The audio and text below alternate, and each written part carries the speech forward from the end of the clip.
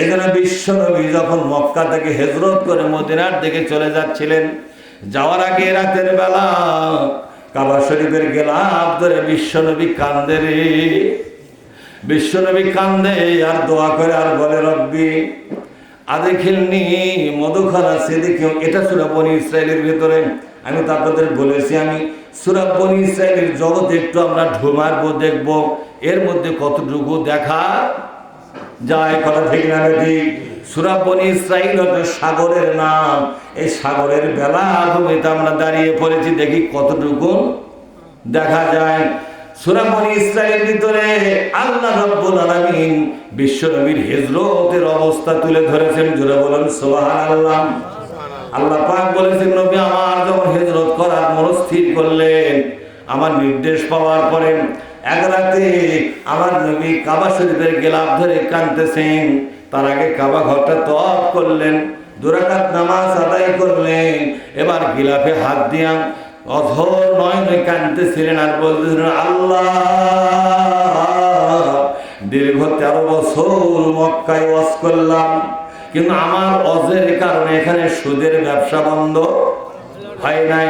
আমি 13 বছর ওয়াজ করেছি, এই হজের কারণে এখানে কোনো ব্যবসাখানা বন্ধ হয় নাই, এখানে মদের দোকান বন্ধ হলো না, এখানে সন্ত্রাস বন্ধ হলো না, এখানে দুর্নীতি বন্ধ হলো না, এখানে জুলুম বন্ধ হলো না, এখানে আঙ্গুল ফুলে কলা গাছ হওয়ার এই জঘন্য পন্থা বন্ধ হলো না, এখানে মারিং কাটিং বন্ধ হলো না, এখানে দুর্বলদের উপর অত্যাচার করা বন্ধ হয় নাই, এতিমরা তাদের সঠিক হক এখনো পায় না, মিসকিনরা তাদের হক ঠিক মতো বুঝে পাচ্ছে না। আমার 13 বছর ওয়াজ দিয়ে কোনো পরিবর্তনই হলো না।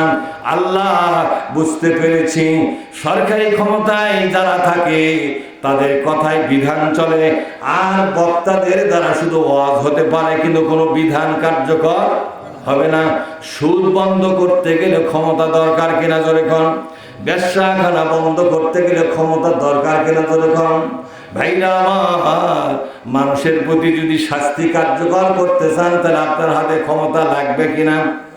এই জন্য বিশ্বনবী বললেন, আল্লাহ তোমার কাছে আমার আবেদন হলো, ওয়াজআলনি মিন লাদুনকা, বলেন আমার সাথে, ওয়াজআলনি মিন লাদুনকা সুলতানান নাসীরা। আয় আল্লাহ, এইবার তুমি আমাকে যেখানে যেতে বলো সেখানেই যাব, হিজরত করতে বলেছো হিজরতই করব। তবে আল্লাহ তোমার কাছে আমি নবীর অনুরোধ হলো, আমি তোমার প্রিয়ারা নবী, আমি তোমার মুহাম্মদুর রাসূলুল্লাহ, আমরা বলবো সাল্লাল্লাহু আলাইহি ওয়াসাল্লাম, ওগো আল্লাহ তোমার নবীর জন্য একটি সরকারি ক্ষমতা দিয়ে দাও। তুমি একটা বার যদি আমাকে এই সরকারি ক্ষমতা দিতে পারো রে প্রভু, কথা দিলাম ওই ক্ষমতা পাওয়ার পর তোমার কোরআনের বিধানগুলো আমি চালু করে দিব। এবার নবী মদিনার দিকে চলে গেলেন। আল্লাহ পাক বলে দিলেন, নবীজি আপনি মদিনায় যান, যে আবেদন আপনি করেছেন আমার কাছে সরকারি ক্ষমতা আপনি নেবেন, আমার কোরআন বিধান কায়েম করবেন, যান গো যান, ওগো নবী মদিনায় যান। মদিনায় যাওয়ার পর আমি আপনার হাতে সরকারি ক্ষমতা উঠাইয়া দেব। জোরে বলেন না সুবহানাল্লাহ। বলেন তো ক্ষমতায় বসায় কে? আরো জোরে বলুন, ক্ষমতায় বসায় কে? বিশ্বাস করেন কারা কারা হাত তুলে দেখেন আল্লাহকে। ক্ষমতায় বসায় কে বাজান? আল্লাহ পাক বসায়। ক্ষমতার থেকে ঘাড় পাকিতে নেমে দেয় কে? ওই আল্লাহ। কুলিল্লাহুম্মা মালিকাল মুলকি তুতিল মুলকা মান তাশা ওয়া তুইজ্জু মান তাশা ওয়া তুযিল্লু মান তাশা বিয়াদিকাল খায়র ইন্নাকা আলা কুল্লি শাইইন কাদির। আল্লাহু আকবার। এবার আল্লাহ বলছেন, নবী বলো বলো, তুমি ঘোষণা দাও দুনিয়াবাসীর সামনে, এই দুনিয়ার ক্ষমতায় বসায় যারা, তারা অন্য কেউ নয়, ক্ষমতায় বসাবার একমাত্র মালিক আমার আল্লাহ।